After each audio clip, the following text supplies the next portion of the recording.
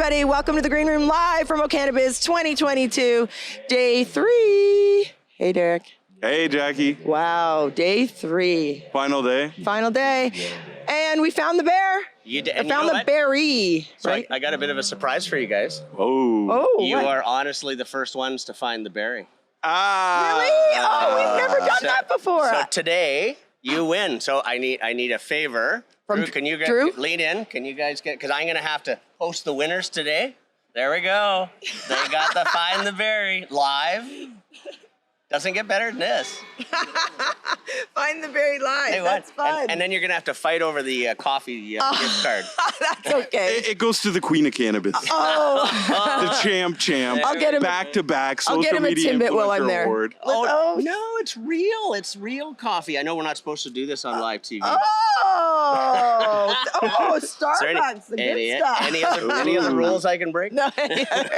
We're breaking them all. Look here at on how the Green far Room. we've come here, Compliance Berry. You got it. So, what's up? What's new? Well, there's Lots. There's tons new. We busy. The whole world has kind of changed for the kind of work we're doing now. Most of it's really helping distressed companies get their act together in the new world. Be accountable. Yeah, and without there is that, and and we're also much clearer now on regulations. Like last time we talked, we kept continually go down the path of we don't know what's coming, we don't know how to meet what they're looking for, that kind of thing. And now we're to a point where certainly not clear, but we know the path that's coming, and despite pushing for changes, we know how to achieve, in most cases, what Health Canada is looking for from a regulatory perspective. Finally. And now the challenge, and we're seeing it on our side, is now learning how we interact with as businesses on the international markets. And I actually look at that as a huge positive. It's a huge challenge, but when we can sit around the table and say, oh my God, how are we going to make it through the next Health Canada audit? That's not there anymore. Now it's how are we going to export into Germany or into Latin America or into anywhere in the world. To me, now we're having real or more progressive business discussions, Right. and taking us to the next level. I like the word real. Before they were survival. Now, So you're looking to now like kind of export Canada's policy to these other nations. well, and that's the nice thing is to a certain extent we're already past. They will be always there, but we're past the initial policy discussions and regulatory discussions with other countries. Yes, they're still putting it together, but we're actually now seeing the path. We have companies into Germany, both on the ground, but also, coming out into Latin America. That's a huge market, very strong market, all the way across several countries there. So now we're saying, okay, so how do we make sure we've got CRA on board? How are we actually working through what right now is a supply chain issue, a logistics issue? Because that is kicking the tar out of us almost more than regulatory issues. Wow. Everyone's talking about supply chain issues. Yep. That seems to be the thing since COVID. We're still. Yep, it absolutely is. And I mean, in my other hat, in my normal realm around global security and such, that is our biggest risk right now. We're looking at food security. We're looking at just supply chain management being a whole different term. Like that used to be a political term at some level, and now it's a survival. How are some industries going to be able to survive when you can't even buy a car without waiting months, sometimes Right. years? Sometimes years. They just released the 2022s now. Yeah. Normally, those were last year. That's right. Right? That's where we're at. And if you want a deck for your in the summer, you got to order it 2 years ago. I'm living out on Vancouver Island now, the home of the Tesla. Right. And I mean, it always was a long road to get your car. Now it's almost impossible. Now it's a long road and a ferry. There is that. Yeah, but we get to see whales. Yeah. Makes it all worthwhile. So it was funny. You were just joking when we were there. You're like, what other, and here's the card. What other things can we, compliance, has it loosened up a bit? Have regulations loosened or changed? Like as we're changing, as we're evolving, as we're seeing that cannabis is not, I mean, it's not as scary. We've kind of The sky hasn't fallen. Exactly. There is where I'm going. Our children aren't living on communes in the Exactly. mountains. We've had 4 years to look, and you originally, came to us with security and with the police background, and I was like, oh, this is going to be a tight one. And now look at us. now look at us finding the berry, having fun all over, traveling the world, doing all kinds of other fun things. Well, I think we're to a point where I certainly wouldn't say it's loosening up. And in fact, for changing. myself, I'm actually glad to see that because it's clearer, we're actually seeing expectation and to a certain extent some rational, many people would disagree, but rational enforcement of the rules. Okay, I agree we're with now that. understanding. Rational. So, and I mean, that always comes down to interpretation once somebody has visited a site, but we now understand what they're looking for. And more importantly, they, I think, have a better understanding of what they're looking for. So I don't think it's loosening. I think it's just clearer. Just clearer. Like in the first couple of years, there was many LPs out there that were fortunate enough to have a good relationship with their contacts at Health Canada so they could work through issues as they came up. Mm-hmm. We're now to the point, and I'm not speaking for Health Canada in any way, but there's not many things that you would do wrong that you would have the out to say, I didn't realize that was wrong. Right. And so that, coming from the enforcement realm, that helps with the conversation a little bit. Right. Because for the rest of us that are working so hard to do it right, and there's a lot of people with a lot of blood, sweat, and tears out there doing it right, it's not fair to have somebody trying to skirt the system and get around you. So in that way, I'm very supportive of, again, rational, pragmatic, clearer enforcement of the rules. Yeah, because I remember, one of the first times when we met you, you and David were basically, trying to figure out those rules and the processes, and you guys really helped mold the framework here, really, because you didn't know what they wanted. That's right. We were fortunate, primarily through David, to have a good enough relationship with Health Canada that when we saw bumps, we were able to be part of that conversation.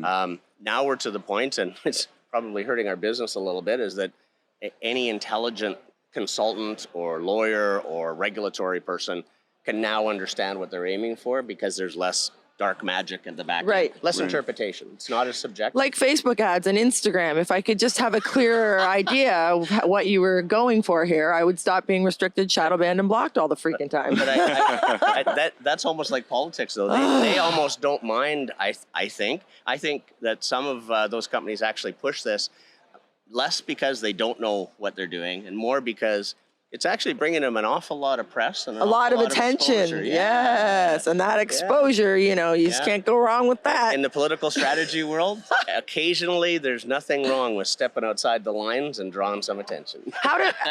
Barry, how do people find you and why though? Like why do people come to you specifically? What company and who is your, Well, so I still partner with many of the top people. That's where I learned, and I'm never ever going to. That's what helped me create the relationships I have. I am stepped out with my own team for about a year and a half with davidsonglobal.ca. Online, best way to grab me. Davidson Global. You'll always find me on Twitter because I can't stop typing. I like it. And you're a nice, welcome person there. You're a kind, good person, and you jump in and save the day a lot of times. Well, thank you. And that's primarily, that's the best way to wrap that up. What I'm doing now has morphed an awful lot from security to business risk and business operational strategy, if you will. Sometimes helping somebody that's fallen in a hole, or more often than not, and I love this because it's positive, helping them decide what next steps are, especially if they're looking to other countries. So do these other countries still view Canada as a global leader? How do you think that we're going to be able to sustain that as, being we were first, we got a lead. So do you think that that'll be sustainable, or do you think when the U.S. federally legalizes, they're just going to blow past us? Well, let me answer that two ways. First of all, the U.S. isn't going to blow past us in my lifetime. Yay! Well, simply because there's too many moving parts, and honestly, I hear from people smarter than I that we're still at best 3 to 5 years away from that becoming nationally decriminalized and actually being able to move money, move product, and be a company. So that's going to hurt them at a business level. As far as Canada being first, that's very tenuous because we're first only because we managed to come out of the door first. We did it right because there was nobody to compare us to. Right. That's And I'm not dumping on us because we had no one else to help us map that out. Right. The danger we have now is to maintain a Canadian flag out there now lands a lot back on our businesses, LPs, producers, to make sure that now we've moved from setting the regulatory path and how do we do business to now focusing on the product and being a Canadian product, and it's the product that's going to fly that flag. So it's a little bit of a difference. When Derek said, like, so we were the world was watching. Are they still watching, or are they still, or are they like, ugh? No. The nice thing is, in most, especially at a government level, most of the governments have seen what we're doing, and because we haven't had any catastrophic errors, like everybody's got a nightmare story in dealing with Health Canada, but at the end of the day, there has been no catastrophic errors because of regulatory issues. I mean, I'm sure there's different perspectives if you're inside a company that has had a problem, but that speaks volumes. So these countries are watching what we're doing. We have some maturity there now. So even if they're moving forward, they're still watching to see how we expand. And again, I go back to that import-export piece of the world. They're looking at how we manage that because within food and within pharmaceutical, Canada's got a pretty good reputation for standards testing. And I think that's going to hold in the cannabis realm. And I think that will allow us, as long as we stay on our game and the industry stays on their game, will allow us to keep moving that forward. Nice. When you said the industry stays on the game, mean like, elaborate on that. Well, a bunch of little things. Don't cut corners. Don't look for shortcuts that are unreasonable. And is that what's happening? We're as fast, as quick, as cheap and easy as things can be done. Is that? Yeah. Well, if you go to a business class anywhere, you're often taught to look for the most efficient path, not necessarily the shortest path, because as soon as you start cutting those corners, your business risk goes up and you can't mitigate some of those risks. So absolutely. But there's also the quality piece. Like, let's not forget, we still are pushing out there, and you guys far more than I are familiar with the quality, but it's there. It's just not, and one of my fears is it's not at the forefront. Like, we've sort of lost, remember the first year, and I think we were joking about it the first time I talked to you guys around BC Bud. Right, yep. And all of a sudden, for myself, and again, as you know, it's changed. Yeah, and this is where I think we're in danger. I think we're a little bit in danger of letting business get in the way of what we're selling. Right. So what do you think about the, because the business aspect, they kind of pushed out a lot of the growers, the legacy growers, let's say, and now, if you're looking for that craft quality, you need to accept them in. And so what do you think? Like, are you seeing companies more, trying to reset and like say, okay, because we talk to a lot of companies and it's like, why does a company have like 12 or 20 brands? You know what I mean? Because it's because they're they're burning them. Why don't you have 3 that are really great? Well, even one. You know what I mean? If it was good. Yeah. So it's like they burn it and then they go, okay, we got to have another brand. And so it's like almost like it's like a shell game where they're tricking consumers because they have a bad reputation.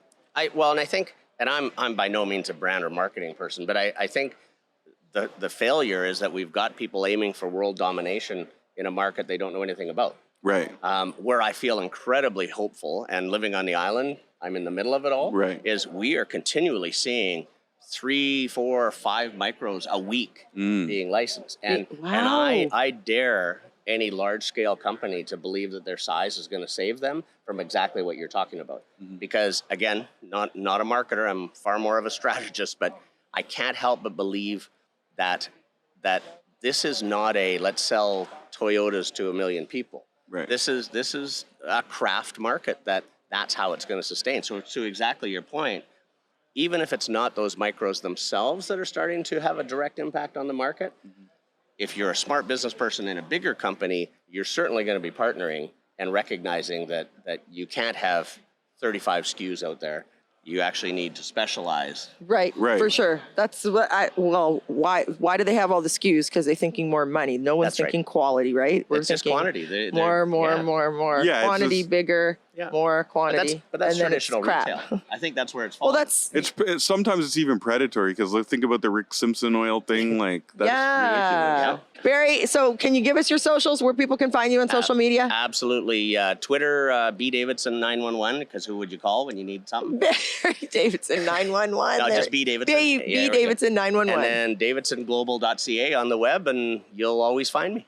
Doing Yeah, and you're going to be the host of the Cannabis that's Wiki right. Expo. You're our MC, aren't he's you? the Our MC MC. of the host, so You we're want to excited. talk poor risk judgment? You're Right. giving There me you a go. microphone for 2 days. I love that. That now you're playing with fire, Barry. So June 15th and 16th in London. In Barry is the London. MC of our of the Cannabis Wiki Yeah. conference. We look forward to seeing you It's there. going to be a blast. Thank you. Yes, it is going to be a blast. Thank you so much for doing this. It's going to be super fun. Thank you.